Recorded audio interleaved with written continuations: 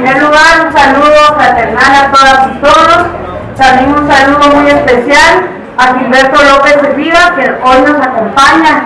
para la inauguración de esta cátedra tan importante, Artemis Torres, Mario Celada, que estamos compartiendo esta mesa. Y sin más, vamos a dar inicio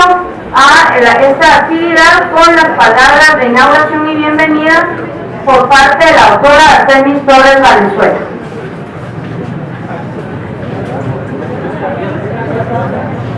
Buenas tardes, queridos compañeros y compañeras. Primero quiero disculpar al doctor Marcio Palacios, director de la Escuela de Ciencia Política, por no estar presente en esta inauguración. Posiblemente se incorporará en el transcurso de la misma. Quiero también de igual manera darles a todos la bienvenida y por supuesto saludar a la honorable mesa que hoy tiene a bien el programa de la inauguración de la cátedra Karl Marx.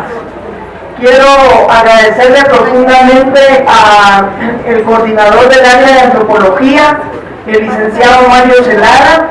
agradecerle también a la secretaria académica, la licenciada Olga Pérez, por todas estas gestiones que hoy se materializan en este evento, y por supuesto a nuestro invitado especial para la inauguración de estas trascendente cátedra, a el antropólogo Gilberto López Rivas. Quiero posiblemente vale la pena retomar los minutos que estaban también dedicados o que eran parte de la presentación y que le correspondían al compañero Marcio Palacios. Quiero hacer una reflexión que me parece que es fundamental para dar inicio a esta cátedra que viene a fortalecer la academia dentro de la Escuela de Historia. Compañeros, sabemos que hablar de Carlos Marx en estos tiempos, en estas coyunturas, en esta modernidad actual, es sumamente importante. Sabemos que si bien es cierto, hablar de Carlos Marx y de su obra es sin lugar a dudas, uno de los temas más importantes dentro de los campos epistemológicos, dentro de los campos de la filosofía misma y por supuesto dentro del ámbito de las ciencias sociales y lo que las mismas significan hoy. Quiero tal vez enfatizar en 3 puntos fundamentales, sabiendo siempre que la obra de Marx es una obra tan amplia y tan grande que sin duda alguna también es infinita en sus múltiples apreciaciones. Considero que vale la pena retomar ese marxismo y eso lo traigo hoy a la mesa, puesto que es una de las posibilidades que la Escuela de Historia abre cuando queremos comprender ese marxismo como una idea de totalidad, como una idea abarcativa, como una postura teórica, metodológica, con todos esos matices que podrían ser las concepciones políticas, sociales, económicas, pero también culturales en el amplio sentido de la palabra. Decir marxismo en las condiciones actuales no es pensar en una concepción reducida o reduccionista. Y precisamente eso es lo que hace hoy pensar que el marxismo es antropología, que es sociología, que es política, que es arqueología, que es historia, que es economía. Basta ya con tomar esas ideas que yo diría pertenecen a la cuadrícula positivista, cuando tratamos de comprender el marxismo equivocadamente desde posturas o de dimensiones muy especializadas. Esa relación entre el marxismo y las ciencias sociales, queridos amigos y amigas, debe de ser hoy más que nunca una posibilidad de poder interpretar o poder hacer que esas visiones lineales planteadas en el siglo XIX, conformadas en el XX y aún en el siglo XXI, que son de la postura positivista de las ciencias, es momento de romper con ellas en términos también académicos y con esas aspiraciones científicas. esos estancos del conocimiento, esas concepciones lineales en donde la particularidad de la ciencia trataba de encajonarnos desde perspectivas muy precisas, haciendo que el conocimiento fuera segmentado, que fuera encapsulado y que se constituyera en eso que hasta hace muy pocos años ha prevalecido en la pseudociencia guatemalteca. Y es esas visiones entonces fragmentadas, segmentadas e insisto, de esas posturas cuadriculadas de comprender el mundo, de esas perspectivas que sobre todo tienen una base positivista. También es importante, y con esto quiero terminar, pensar que el marxismo efectivamente no solo nos lleva a ser unas ciencias críticas, unas ciencias sociales vinculadas, amplias, anchas, profundas, que nos ayudan no solo a conocer y comprender la realidad actual, sino sobre todo a interpretarla y a transformarla. Debemos de pensar también entonces, queridos compañeros y compañeras, en que esas ciencias sociales han permitido rescatar algo que es fundamental y son los sujetos sociales. Los sujetos sociales no como lo plantean otras corrientes, individuales positivos, sino los sujetos sociales con compromisos políticos y, valga la redundancia, con compromisos también en la sociedad. Es importante que esos sujetos sociales, a todos los cientistas, nos llevan a la incorporación de categorías fundamentales que se incorporan a través del reconocimiento del sujeto social. Y esas categorías fundamentales yo las sintetizaría en dos, que para los historiadores son sumamente valiosas e importantes y que ameritan una reflexión constante, que son la categoría del tiempo y la categoría del espacio,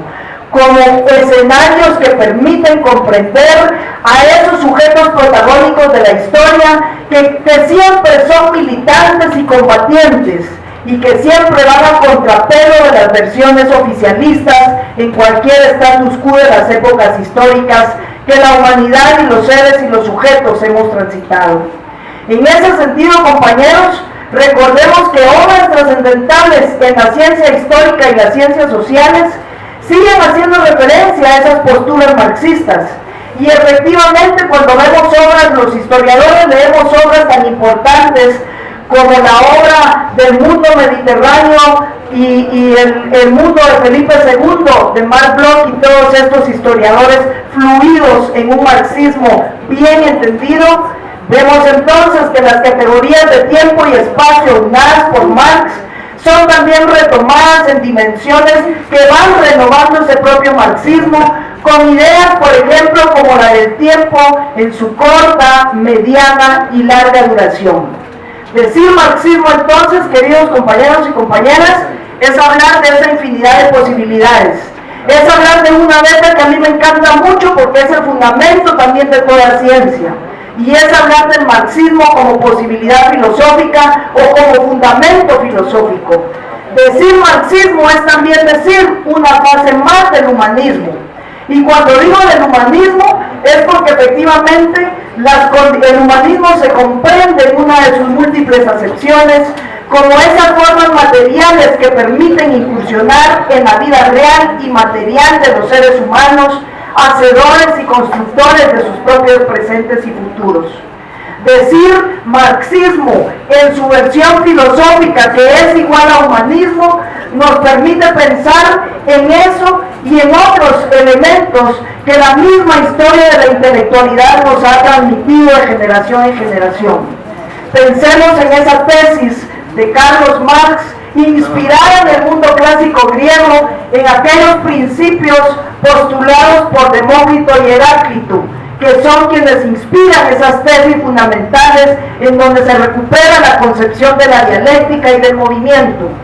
Y por último, diría que también decir marxismo, decir humanismo, decir filosofía y ciencias sociales nos lleva a la construcción de algo propio de los seres humanos que se fundamenta en la constitución y en la concepción de los mundos utópicos.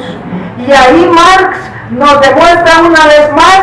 que ese hombre que él piensa piensa como hacedor, que tiene su incidencia en las sociedades y en el mundo en el que actúa, tiene una gran resonancia en su autenticidad cuando platica del mundo utópico y cuando obviamente hace del conocimiento de todos la posibilidad de un comunismo y un socialismo en donde esa aspiración de la perfección del hombre también llega a manifestarse con esas formas políticas que plantea persiguiendo un mundo más justo, un mundo más equitativo, un hombre que se perfecciona cada vez más, que es íntegro e integral y sobre todo congruente con su pensamiento. Quería compartir estas ideas, compañeros. Pensé que no lo iba a hacer, pero ya que el compañero Marcio se ha disculpado, pues aprovecho para poder compartir algunas de las reflexiones que a lo largo de las aulas académicas, siendo estudiantes, profesores e investigadores, creo que se perciben en las discusiones que al centro y al seno de esta unidad académica han permanecido en las décadas que la escuela lleva. Sin más, muchas gracias a todos por estar acá. Sean bienvenidos. Todas las dos escuelas nos unimos en un esfuerzo más y por supuesto dejo en este momento a la licenciada Olga Pérez, quien tendrá a bien presentar a nuestro directo invitado. Muchísimas gracias.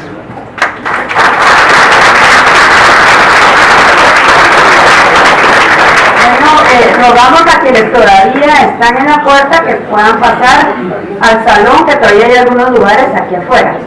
Aquí adentro, perdón. Quisiera, previo a la presentación de Gilberto, dar la palabra a Mario Celada, coordinador de la licenciatura en Antropología, para la presentación de la cátedra Carlos Marx. Bueno, muy buenas tardes a todas y a todos. Es un gusto tenerles acá inaugurando esta cátedra, una cátedra más de la Escuela de Historia, y en este caso, como ya se mencionó, también con el apoyo de la Escuela de Ciencia Política. Y la intencionalidad de esta cátedra vamos a tratar de plasmarla de manera muy breve, porque sé que todas y todos quieren escuchar también al doctor Gilberto López y Rivas, que tiene planteamientos muy interesantes para que los discutamos en estos 3 días que vamos a estar en esta semana con él compartiendo algunos elementos. Previo a eso, pues queremos presentarles la propuesta de la cátedra Karl Marx, de cómo se ha planteado y cómo se está tratando de implementar. Esta, decirles, es una de las primeras actividades o la primera actividad, más bien dicho, en el marco de la cátedra Karl Marx. Y el día miércoles, cuando ya estemos terminando estas jornadas, les vamos a anunciar las próximas actividades que ya se vienen como parte de la cátedra. En ese sentido, hemos preparado un documento que voy a tratar de sintetizar de manera muy breve. Pues esta cátedra se concibe e implementa en un contexto donde sigue siendo hegemónica la ideología neoliberal. Esa, en ese sentido, que fue decretada a partir de planteamientos como el de Francis Fukuyama, con el llamado fin de la historia, ¿no? Y que le impuso al legado de Karl Marx, en concreto, un carácter de simple ideología. En ese sentido, entonces, es que se hace necesario y fundamentalmente hoy, más que nunca, la recuperación crítica y creadora de una teoría potente y con múltiples y complejas posibilidades de aportar al entendimiento de nuestra sociedad, de su curso histórico, en un marco de desarrollo de relaciones cada vez más globales, al mismo tiempo que cada vez más locales o territoriales. Ignorarla y descartar sus aportes filosóficos, teóricos, epistemológicos y metodológicos implicaría continuar limitándonos en el entendimiento de la ciencia social en general y de las disciplinas que constituyen el objeto de los procesos formativos, investigativos y de extensión tanto de nuestra escuela como de la universidad. En ese sentido, implicaría también continuar aceptando los designios del oscurantismo. ¿Y en qué sentido este concepto? Como las ideas y planteamientos de los tanques de pensamiento de la élite empresarial y de la alianza oligárquico-militar que aún prevalece, y en la etapa de crisis política y social que estamos viviendo, reafirman y encausan un proyecto político y económico basado en la acumulación por despojo.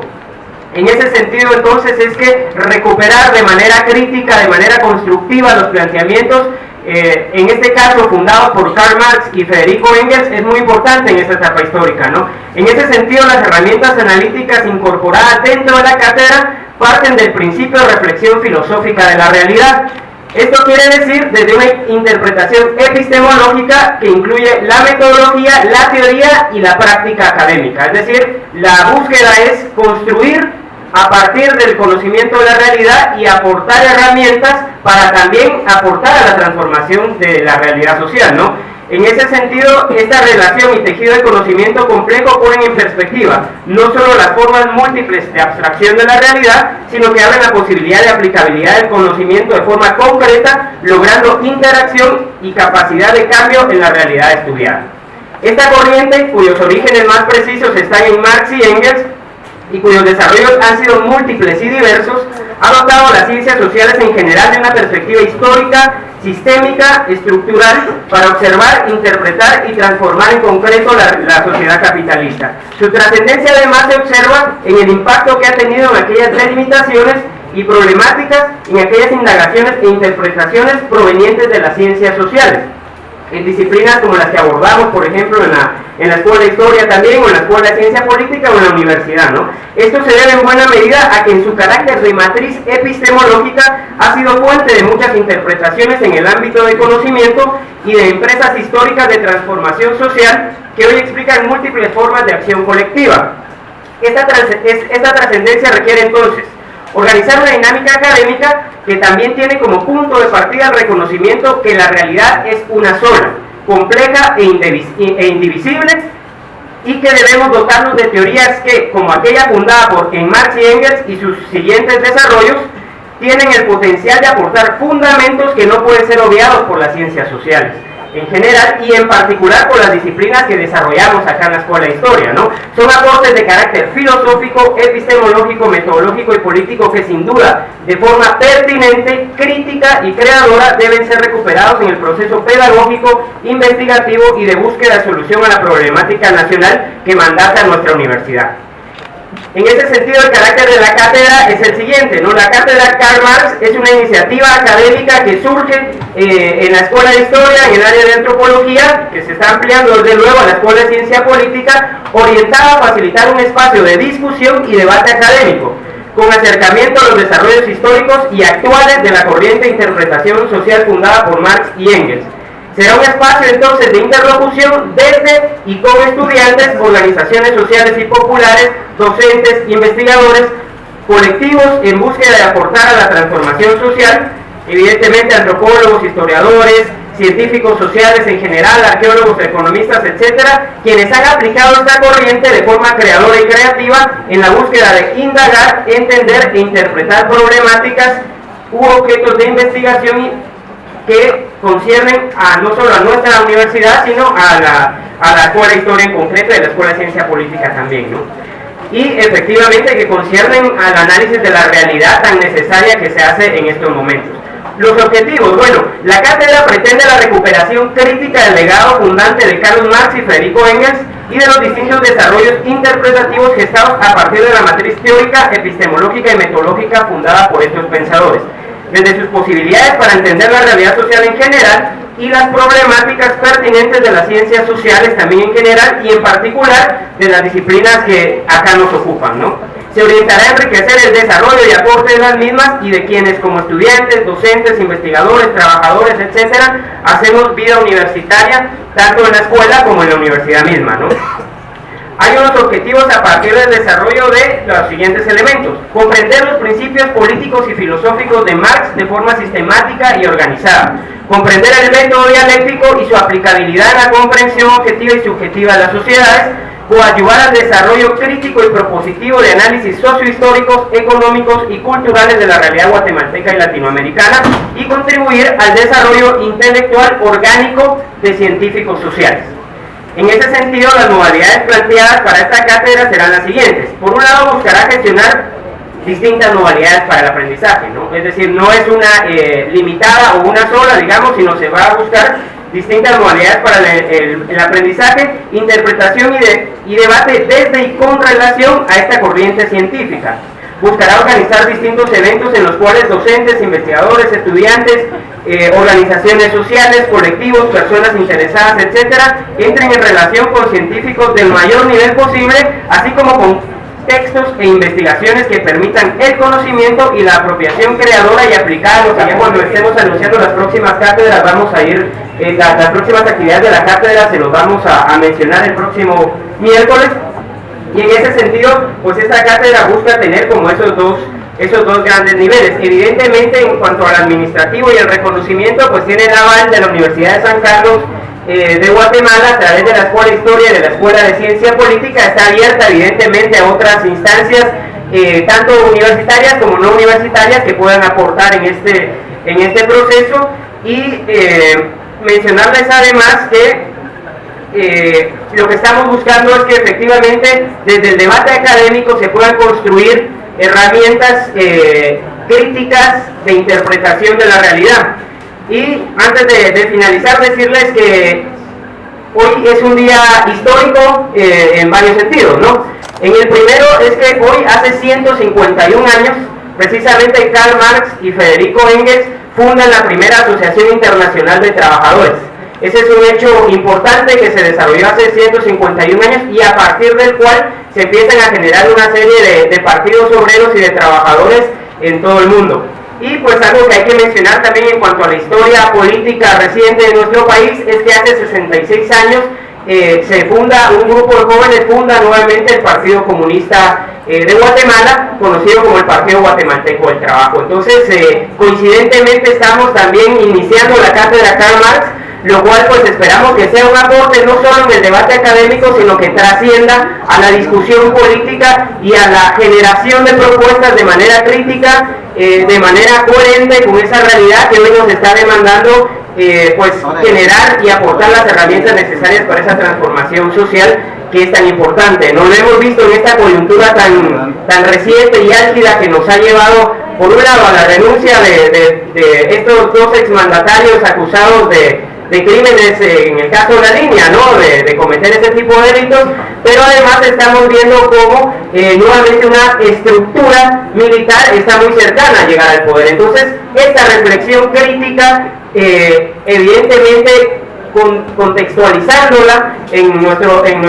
escenario y en nuestra realidad concreta, pues nos puede llevar a aportar herramientas importantes, y en ese sentido es que esta cátedra está abierta no solo para universitarias, universitarios, sean docentes, estudiantes, trabajadores, investigadores, sino está abierta para actoras y actores sociales que están luchando y que están defendiendo en el territorio. Entonces la idea es aportar de manera crítica y creadora en ese sentido, y desde ya hacerles la cordial invitación a las próximas actividades que se vienen de la cátedra, y a quienes quieran participar de manera activa, pues por acá creo que no se ve porque está abajo de nuestra mesa, pero está el correo de la cátedra, que es cátedra.karlmarxgt@riseup.net. Igual se los vamos a estar trasladando para quienes estén interesados, inclusive en entrar en debates en el espacio del Consejo Académico de la Cátedra a nivel nacional e internacional también, ¿no? Entonces, dar la bienvenida también a Gilberto, sé que ahora lo van a presentar, pero para nosotros es un honor tener también a un compañero militante, revolucionario, que tiene infinidad de historias que algunas hemos podido ir compartiendo en estos 2 días que hemos estado discutiendo, y que seguro él pues nos va muy amablemente compartir un poco de esa vasta experiencia que él tiene en este ámbito. Y pues también invitarles a todas y a todos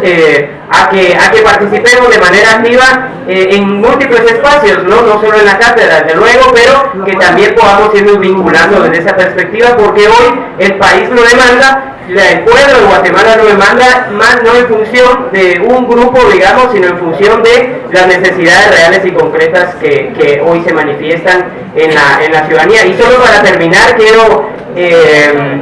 rescatar en este caso lo que está pasando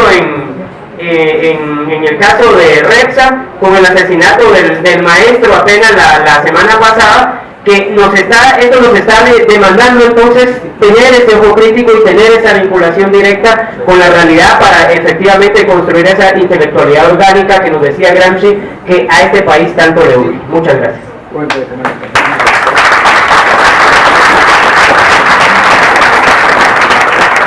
Bueno, compañeras y compañeros, me corresponde el grato honor de presentar a Gilberto, antropólogo, periodista, político comprometido, solidario y amigo. Su obra académica se expresa en libros, ensayos, artículos vinculados con la antropología y el etnomarxismo. Se vincula también con el compromiso social de las y los antropólogos, la autonomía de los pueblos indígenas y la autodeterminación de los mismos, y en una presencia permanente y genuina desde los años 70 en los procesos y luchas sociales. Gilberto es un sobreviviente de la matanza de Tlatelolco, realizada por el ejército mexicano en 1968, un joven estudiante y que desde ese momento pues su lucha ha sido constante. La autonomía de los pueblos indígenas, los procesos de emancipación de los pueblos de América Latina han sido siempre contextualizadas e historizadas en el transcurrir de las realidades de intervención del poder y el ejercicio de la violencia contra nuestros pueblos. Las realidades de las contrainsurgencias en el siglo XX, pero sobre todo la continuidad y transformación de esas contrainsurgencias hoy en el siglo XXI han sido motivo de gran preocupación para Gilberto, tanto sus desarrollos políticos como en la reproducción de las mismas desde la antropología y las ciencias sociales. Esa historia negra de la antropología del siglo XX que debemos vigilar que no se repita en el siglo XXI ante los llamados que el ejército de Estados Unidos y el mismo imperio están haciendo para que volvamos a involucrarnos en esos procesos de guerra, tratando en la intervención de nuestros pueblos. La presencia de Gilberto López Rivas en este país y en esta escuela data de 1979 y se profundiza en los años 80 y 90 del siglo XX. Esa presencia implicó no solo el aporte académico innegable, sino también su presencia política y su solidaridad. Es importante hoy subrayar y comprender la realidad de lo que es la necesidad de ese diálogo intergeneracional. No creer que todo pasado fue mejor, pero tampoco pensar que hoy estamos comenzando la historia y que los jóvenes pues tampoco tienen que tener esas articulaciones generacionales. Cuestionarnos a nosotros mismos en nuestro quehacer y reconocer que el recorrido generacional es clave, pero sobre todo saber que la posibilidad de continuación de nuestras luchas están en la articulación y la unidad y en ese relevo de los jóvenes a la tarea tan importante de hacer ciencias sociales comprometidas. Hace una semana concluyó el seminario Movilización y Participación Política Indígena en América Latina, organizado por Ricardo Sáenz, Alejandro Quiñones y Laura Gamba, y expresó un alto nivel de análisis y debate, pero desde una perspectiva crítica que cuestionó el academicismo y las ciencias sociales que reproducen la opresión, el racismo y el clasismo. ¿Por qué hablo de este importante seminario que se desarrolló? Porque de alguna manera retomó con nuevos contenidos y metodologías los espacios y debates de la década de los años 70 y 80 que Gilberto con otros intelectuales apoyaron a desarrollar y en su momento estuvieron vinculados al proceso de guerra interna que se dio en Guatemala. Valga mencionar solo unos pocos procesos de los más importantes de la presencia de Gilberto en Guatemala. La antropología de la década de los 80 del siglo XX hizo frente y denunció la antropología de la ocupación, la que ligada a los aparatos contrainsurgentes del Estado guatemalteco se desarrolló por lo menos de 1959 hasta la firma de la paz y no sabemos si resurgirá o renacerá en estas nuevas antropologías contrainsurgentes en el siglo XXI. La participación de Gilberto también en el Comité de Intelectuales por la Paz en Guatemala, que fue un espacio de observación y denuncia contra la violación masiva y sistemática de los derechos humanos. Ese acompañamiento solidario y fraterno frente a las consecuencias de la violencia irracional, que tuvo un punto muy álgido en la desaparición y posterior asesinato de la dirigencia de la Asociación de Estudiantes Universitarios AEU, antes gloriosa, hoy ya sabemos el estado en que se encuentra, la que se sucedió entre agosto y septiembre de 1989, proceso en el cual Gilberto viajó a Guatemala a exigir al ministro de la Defensa, al Ministerio de la Defensa Nacional, el respeto a la integridad física de las y los queridos estudiantes y facilitó la salida del país a los pocos que sobrevivieron a dichos atentados. Que por cierto, hoy nos acompaña un querido compañero, Freddy Gómez, que es también de Red 89. Es importante esto, queridos compañeros, porque ante la desesperación y esa sensación de impunidad y abandono que sentíamos, Gilberto apareció de repente en la televisión nacional diciéndonos: no están solos, aquí estamos nosotros, y le demandamos al Ministerio de la Defensa Nacional el respeto a la vida de los estudiantes. Lamentablemente, 10 de los queridos compañeros que hoy lo recordamos fueron asesinados y sus cuerpos, algunos de ellos fueron dejados aquí en la entrada de la Universidad de San Carlos de Guatemala. Otro elemento tal vez importante también, que ha sido, que fue una de las grandes contribuciones de Gilberto en el contexto de la fin de la guerra y el inicio del periodo de la sustitución de la lucha político-militar por la lucha político-legal en Guatemala, fue el apoyo a los debates y la participación en la mesa sindical y popular, y especialmente de la mesa Identidad y Derechos de los Pueblos Indígenas, formadas por el programa Guatemala Hoy, Proceso de Paz y Perspectivas, que facilitó espacios de análisis no solo al movimiento social y popular, sino a los combatientes del URNG, que en ese momento pues se preparaban y nos preparábamos para poder asumir lo que iba a ser el fin de la guerra interna de este país. Finalmente, y por todo ello, y por muchos más gestos de defensa de los derechos de los pueblos, es que hoy me siento especialmente agradecida con Gilberto por continuar en esta escuela como intelectual social comprometido y seguir indagando en esos problemas y temas centrales que hoy para las ciencias sociales de salón, para esas ciencias superadas por la historia, ya no son importantes, pero que para nosotros y para el pueblo de Guatemala y para la Universidad Nacional, para la universidad pública que debe formar intelectuales públicos, críticos y comprometidos, siguen siendo clave para nuestro quehacer. Así que bienvenido Gilberto, bienvenidos a todos, y miren, compañeras y compañeros, que sirva esto como una articulación de ese debate intergeneracional que tiene que haber para que podamos contar una historia distinta de la que hoy presentamos. Así que bienvenido, Gilberto.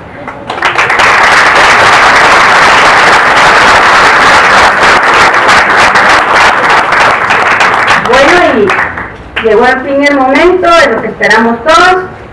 Vamos a dejar en la palabra a el doctor Gilberto López Rivas, que nos va a desarrollar el tema etnomarxismo y cuestión étnico-nacional en América Latina.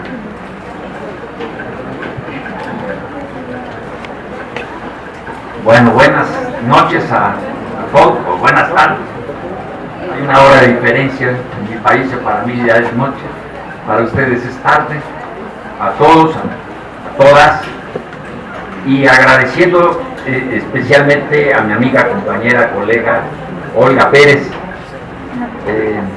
Realmente hemos pasado momentos difíciles en la historia de esta universidad, y bueno, siempre recuerdo cómo repartíamos al terminar las clases a algunos de los estudiantes en un coche viejo que tenía Olga, un Volkswagen, y que íbamos dejando en colonias de luces mortecinas, que ya parece un tango lo que estoy diciendo, pero era cierto lo que... Y bueno, agradeciendo también a Mario Celada, que ha estado pendiente de coordinar esta cátedra que me da una gran alegría que se inicie en Guatemala, y vamos a apoyarla con todos los esfuerzos desde México, donde tenemos también en el estado de Morelos una cátedra de Carlos Marx ya desde hace 3 años, y hemos estado comentando y platicando de qué manera podemos apoyar estos esfuerzos de Mario y de todos los departamentos aquí presentes. También agradecer las palabras de la colega Artemis Torres, que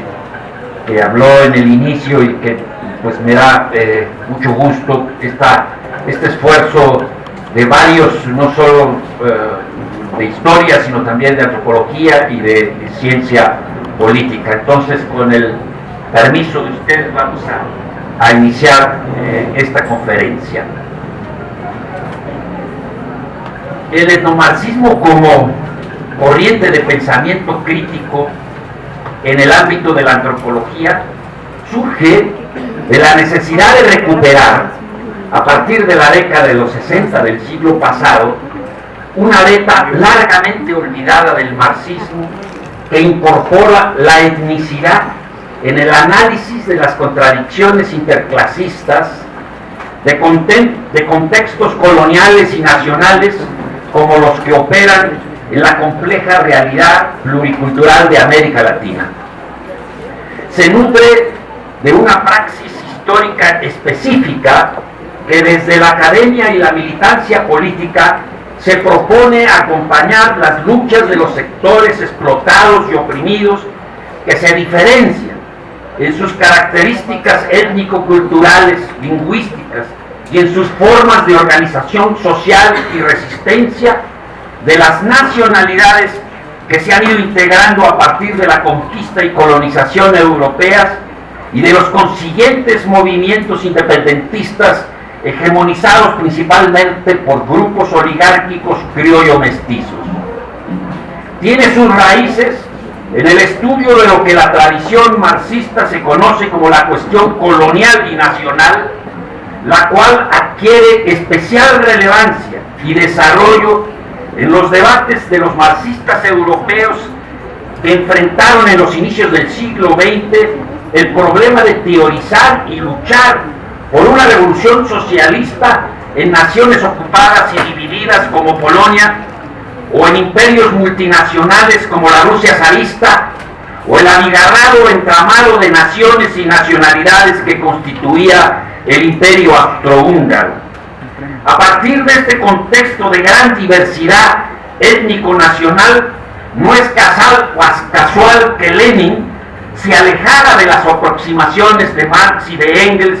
en lo referente a la guerra de conquista que Estados Unidos emprendió contra México en 1846 y terminara en 1848,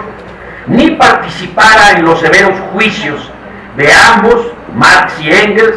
sobre los varios países y pueblos bajo sujeción colonial situados en la periferia de las naciones históricas avanzadas, muchos de ellos considerados pueblos sin historia, asumiendo que el desarrollo del capitalismo los sacaría de su atraso o rezago ancestral y que la economía mundial y por ende los intereses de la revolución proletaria se verían beneficiados con estas conquistas coloniales e imperialistas. Recordemos también las controvertidas apreciaciones de Marx sobre Bolívar, quien fue caracterizado equívocamente a través del espejo deformado de Napoleón. Las posiciones tempranas de Marx sostenidas en la década de los 40 del siglo XIX de atribuir al capitalismo el desarrollo de los países bajo su dominio, años más tarde se sustituyen por una crítica despiadada a los efectos del colonialismo que se expone en el primer volumen del Capital y en sus artículos sobre la India. No obstante, Salomón Bloom, un respetable y pionero analista de Marx, en lo referente a la cuestión nacional, considera que, y cito, mientras que la opinión de Marx sobre el papel progresivo del imperialismo sufrió considerable cambio, su prueba última para toda dominación política, fuera esta interna o externa, seguía siendo la misma: el avance económico y social. El marxista argentino Leopoldo Mármora, ya fallecido lamentablemente, señaló acertadamente que es necesario colocar en el centro del análisis la concepción general de la revolución que ellos, Marx y Engels, elaboraron, pues ese y no otro es el centro que anima y da lógica a todas las posiciones teóricas y prácticas de Marx e Engels frente al problema nacional. En todo caso, decía Mármora, la revolución mundial es decir, la revolución proletaria en Europa occidental, fue y siguió siendo siempre, al darse cuenta del desarrollo desigual, Marx extrae las consecuencias políticas del caso, ante lo cual, en directa oposición a su convicción personal formulada originalmente en 1848, la liberación de la colonia, Irlanda, se convierte ahora en precondición de la revolución social de la metrópoli. El aporte de Lenin a la cuestión nacional, nutrido por los cuestionamientos y observaciones realizadas por el hindú Roy Manavendra, fue ligar el paradigma socialista con el derecho a la autodeterminación de las naciones oprimidas, y haber articulado la lucha del proletariado avanzado con las luchas de liberación nacional de todos los pueblos atrasados, haciéndolos converger en la perspectiva de una deseada revolución mundial. En el nacimiento de la URSS, Lenin elaboró teóricamente y puso en práctica una política de respeto extremo de los derechos de las naciones, nacionalidades y lo que se llamaban minorías étnicas y nacionales que sufrían precisamente la opresión nacional. No obstante, Lenin no logró reconocer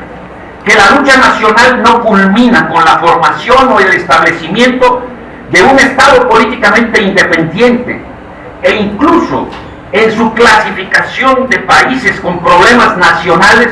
no incluyó a los de América Latina, porque para él, una vez lograda la independencia política, el problema nacional quedaba resuelto.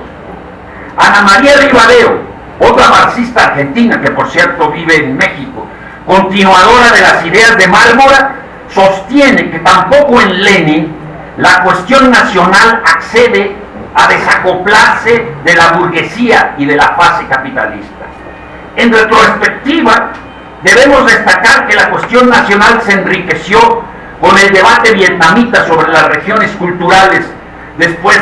de la derrota estadounidense, pero también con los legados de Antonio Gramsci, de Palmiro Togliatti en Italia, y claro, naturalmente, de José Carlos Mariátegui en el Perú. A su vez,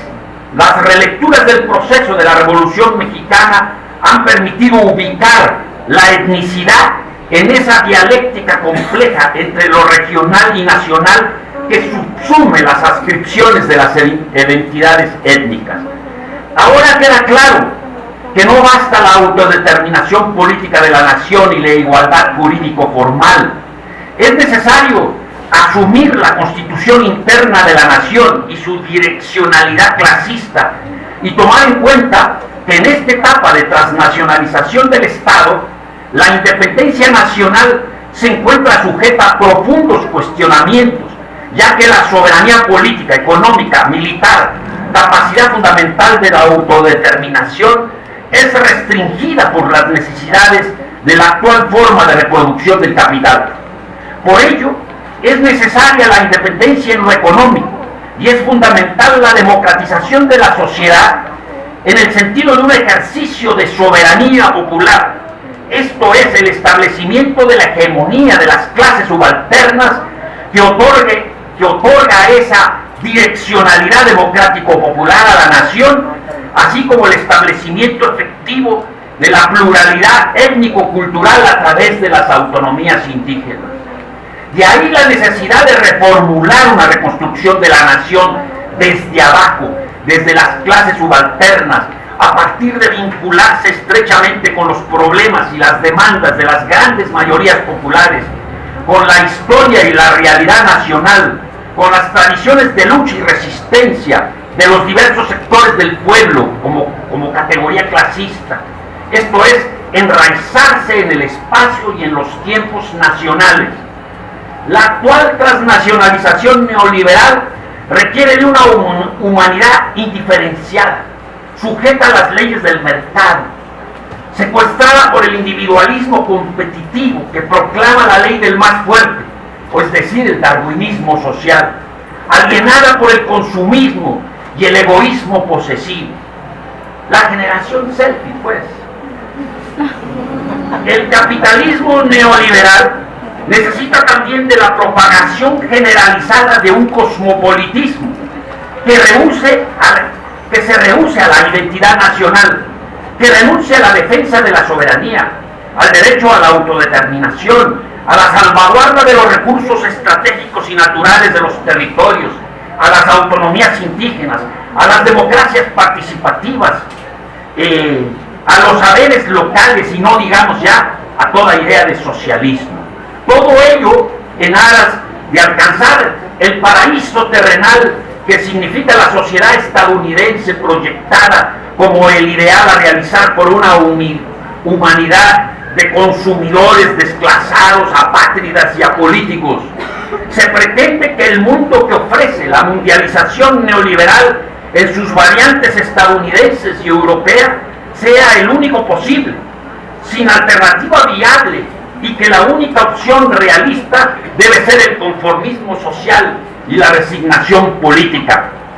Pese a esta maquinaria cultural, ideológica y política, tiene lugar en el ámbito planetario la resistencia de los explotados, pueblos originarios, afrodescendientes, mujeres homosexuales, jóvenes indignados, estudiantes, obreros y aún sectores intermedios que conforman el pueblo-nación, que se manifiestan contra los efectos depredatorios del neoliberalismo,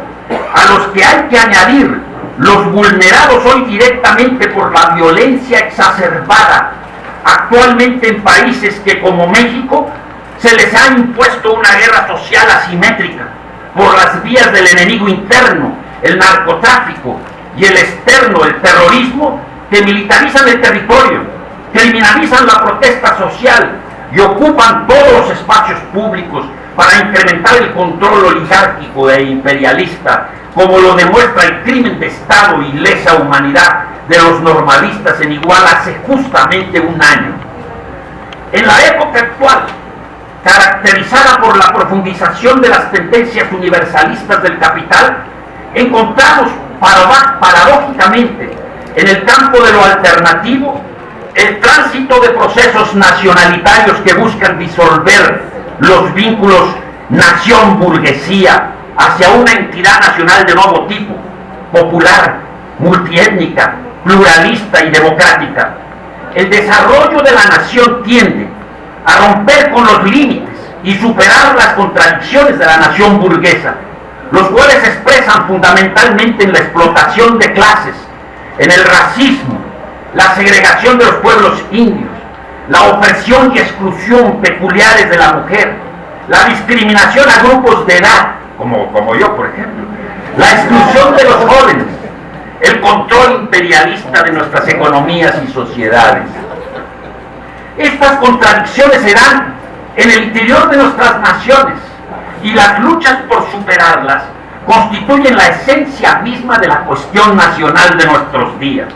recordando que la llamada cuestión nacional para los fines del análisis se conforma a partir de tres elementos fundamentales. En primer término, el problema de las clases con respecto a la nación, la manera en que las clases conforman y le dan contenido a la nación. En segundo lugar, tenemos el problema de la nación y los diferentes sistemas subordinantes a nivel mundial, de carácter colonial o neocolonial e imperialista. Y el tercer componente fundamental es el conformado por la diversidad étnico-nacional. La disputa por la nación, como el espacio donde tienen lugar las resistencias contra el imperialismo y la explotación de clase, pasa, en primer término, por la salvaguarda de la diversidad étnica, regional, nacional y cultural, y por el fortalecimiento de las identidades múltiples y complementarias: ciudadanía, condición de clase, adscripción étnica, militancia política, conciencia de género, etc. En la construcción de una nación libre y democrática, la cultura, la forma peculiar de ser y existir de los pueblos en sus distintas diferenciaciones étnicas, regionales, de género y de clase, se transforma en un efectivo instrumento de transformación social y de resistencia a la propia opresión cultural, ideológica y política. Esto ocurre no solo en las expresiones artísticas, sino también en la cotidianidad cultural, en la diaria forma de hacer las cosas frente a la dominación capitalista, en vivir de otra manera, en no participar como actor o cómplice del sistema autoritario en las diversas prácticas y acciones políticas, todas ellas expresiones de la resistencia en esa batalla por el mantenimiento y desarrollo de las identidades culturales contrahegemónicas. La familia, la escuela, la universidad, el barrio, las relaciones personales de pareja, sociales y laborales, los propios ámbitos de la acción revolucionaria y la emancipación son los espacios de una singular pugna entre la cultura de la dominación y la cultura de la resistencia, con sus códigos, con sus símbolos, con sus señales propias. El historiador cubano Jorge Ibarra identifica los procesos históricos en los que se va integrando el pueblo-nación para el caso de su país, y él señala las gestas independentistas en la praxis revolucionaria de 1868, al abolir la esclavitud y sentar las bases de una comunidad nacional, el territorio que se llamaría Cuba Libre, fundada en los principios de confraternidad étnico-racial, igualdad jurídica y libertad política. Igualmente, en cada uno de nuestros pueblos latinoamericanos han ido surgiendo los pueblos-nación a través de la participación de los distintos agrupamientos étnico-clasistas, objetivamente explotados y oprimidos, en las respectivas contiendas independentistas, liberadoras, antidictatoriales y de transformación social, que fueron conformando a su vez una cultura nacional popular que debiéramos estar estudiando los antropólogos, por ejemplo, representativa del cúmulo de las rebeldías y de las insumisiones. Esta cultura nacional popular es el sedimento de nuestras resistencias y de nuestro afán por un futuro donde la diversidad cultural sea patrimonio de la humanidad. El etnomarxismo ha destacado que a pesar de que en los últimos 30 años los pueblos indígenas, del Bravo a la Patagonia, han dado muestras de una permanente actividad y participación políticas en las sociedades nacionales en las que están inmersos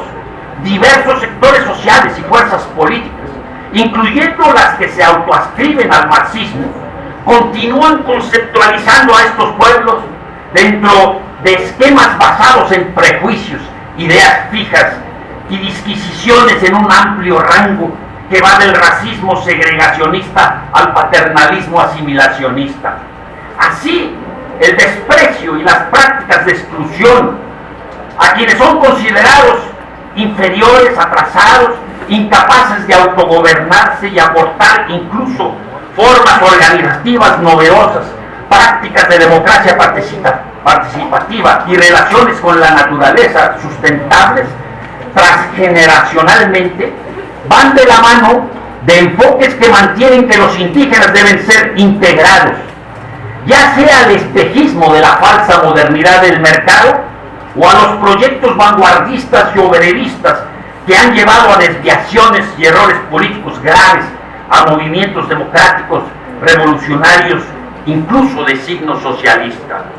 Una de estas perspectivas parte de observar el mundo indígena desde la exterioridad de nosotros, de las nacionalidades, como productos del mestizaje biológico y cultural impuesto con violencia por los grupos oligárquicos. En casi todos los países latinoamericanos, esas nacionalidades mayoritarias se sienten dueños de la historia, de la simbología nacional y del territorio, e incluso del futuro, y refieren a las entidades étnicas diferenciadas como nuestros indígenas, a quienes hay que guiar, rescatar, salvar o redimir. En la mayoría de los países de nuestra América, los pueblos originarios y afrodescendientes no fueron reconocidos como tales en los marcos constitucionales, y sus movilizaciones, resistencias e incluso rebeliones armadas obligaron a los estados y a las sociedades a descubrir lo que había existido oculto durante 2 siglos de vida independiente, bajo las miradas racistas de los grupos dominantes de criollos y mestizos, el carácter multiétnico, pluricultural y plurilingüístico de la mayoría de las naciones latinoamericanas. Pese a los avances relativos logrados en el plano de la formalidad constitucional y legal, tanto en los ámbitos nacionales como internacionales, las prácticas discriminatorias, segregacionistas y excluyentes hacia miembros de los pueblos indígenas y afrodescendientes son parte de la cotidianidad latinoamericana. La campaña en México contra la discriminación en la educación que se ofrece a los pueblos indígenas ha denunciado la exclusión de estudiantes indígenas de primaria por parte de autoridades de escuelas que incluso combinan a los padres a cambiar a otra institución escolar a sus hijos, quienes también sufren las burlas, ahora le dicen bullying, y los acosos de sus propios compañeros de aula. Pero también en el plano de la construcción de nuevas alternativas y proyectos de socialismo del siglo XXI, los indígenas siguen siendo subsumidos en categorías que los observan en el pasado de la gens, del comunismo primitivo, del buen salvaje de la revolución, que requiere ser incorporado a la modernidad de las luchas en las que es convocado como aliado subalterno y testigo etnográfico del verdadero acontecer de la historia. Precisamente, uno de los factores, entre muchos, de la implosión y desaparición de la Unión Soviética fue el abandono por parte del estalinismo de las políticas leninistas en torno a las etnias, nacionalidades y naciones oprimidas, siendo precisamente esta grave desviación de Stalin, todavía en vida de Lenin, la que provocó la ruptura definitiva entre el dirigente principal de la revolución y el secretario general del partido. La rusificación, el traslado forzado de grupos nacionales, el centralismo rígido, cambios inconsultos de fronteras en las repúblicas federadas y la represión como política de Estado conformaron la realidad estalinista de la llamada cuestión nacional. En 1991, en una entrevista que llevé a cabo con el académico Vladimir Rezchimnesko en la todavía URSS, afirmó: en suma, el régimen de Stalin no solo fue antipopular, sino también antinacional. Durante los primeros 4 años de la revolución sandinista, el gobierno se involucró en un grave conflicto, incluso armado, por la falta de un programa específico en la cuestión étnico-nacional por parte del FSLN, previo al triunfo de 1979, y por el desconocimiento y los errores de apreciación de sus cuadros políticos enviados a la costa atlántica, William Ramírez, por ejemplo, ya fallecido, sobre los fenómenos étnicos de la región. Perspectivas que propugnaban por la proletarización de los misquitos, por el poblamiento planeado y masivo de esta región por nicaragüenses del Pacífico, por la negativa a considerar a las etnias costeñas como pueblos, que lo vimos en las conversaciones de paz en la Ciudad de México con Brooklyn Rivera, por ejemplo, ¿verdad?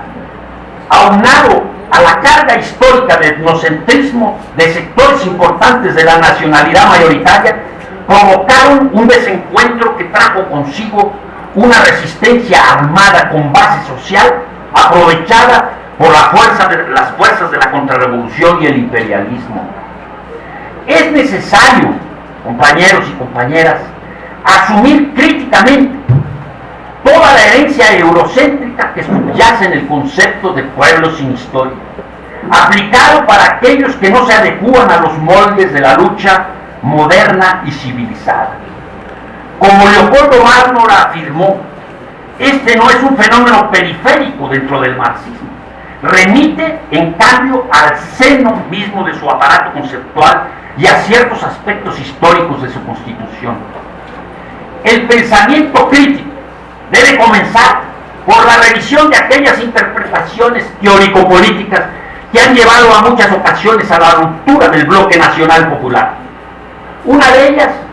ha estado relacionada precisamente por la escasa o nula comprensión y el tratamiento de la cuestión étnico-nacional, y que suene bien en esta escuela de antropología.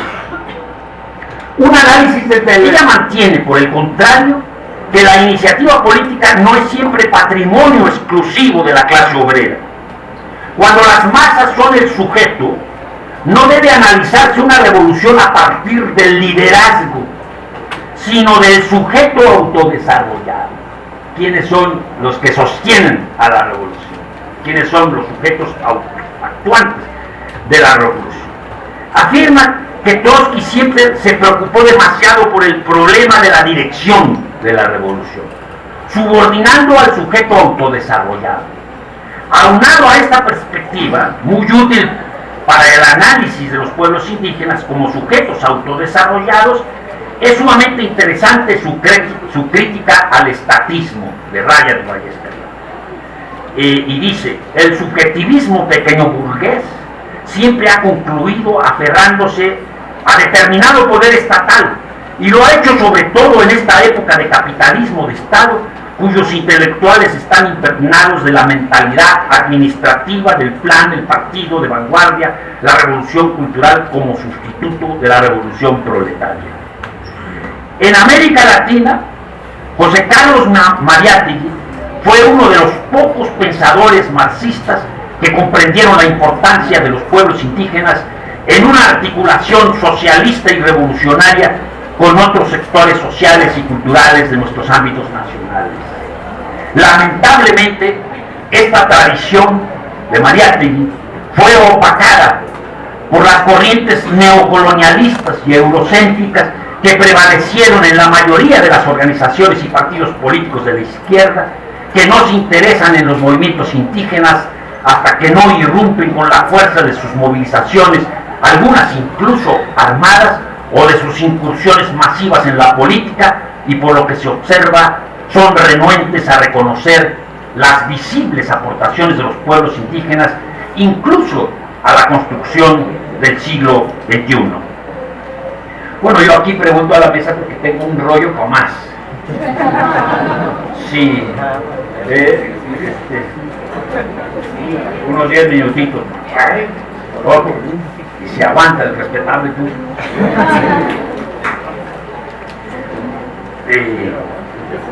Bueno,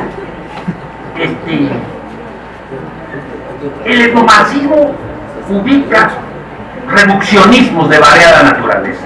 Aquí entra un plano más metodológico. O sea, decimal, ¿no? Todavía en las comunidades indígenas agarran un cajoncito y esa es la medida, no, es la medida de la burguesía, del mercado nacional, ¿no?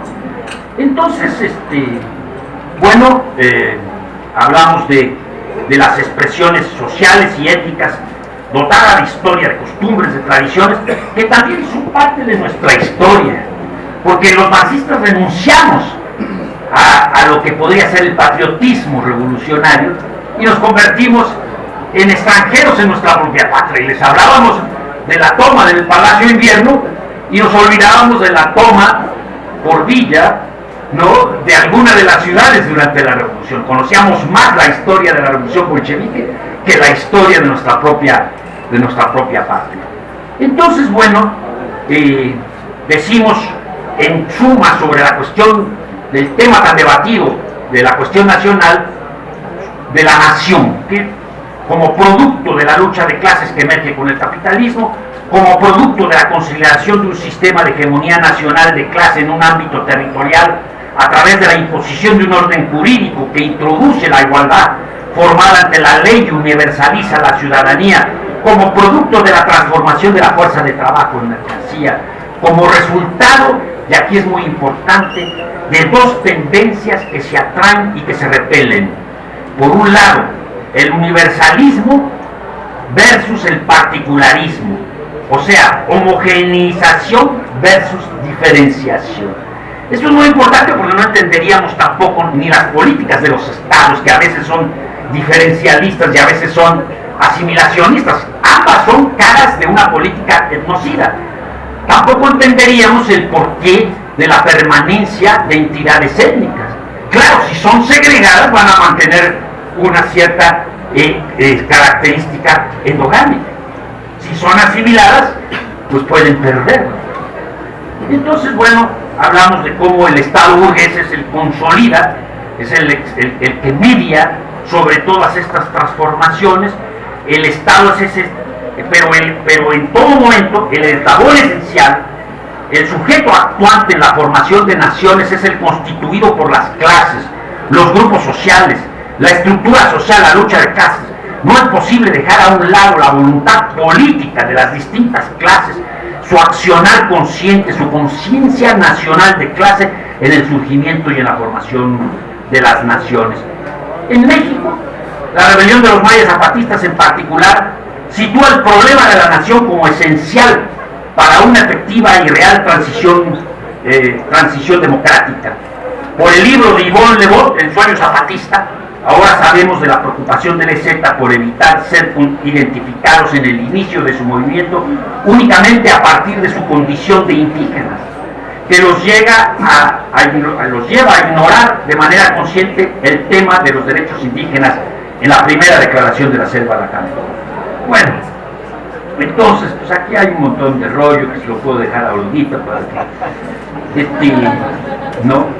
que, critico las ideas que se desprenden de los obreros no tienen patria, ¿no? Y entonces ahí yo digo, esta frase, por cierto, repetida fuera de contexto, es necesaria comprenderla en su significado real, y en el manifiesto dice: los obreros no tienen patria, no les pueden arrebatar lo que no poseen, mas por cuanto el proletariado debe en primer lugar conquistar el poder político, elevarse a la condición de clase nacional, constituirse en nación, todavía es nacional, aunque de ninguna manera en el sentido burgués, ¿no? Bueno,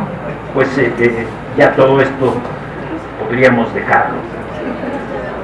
Termino afirmando, compañeros y compañeras, ya estamos casi por terminar, que la mejor forma de ser marxista en tiempos neoliberales es mantener la radicalidad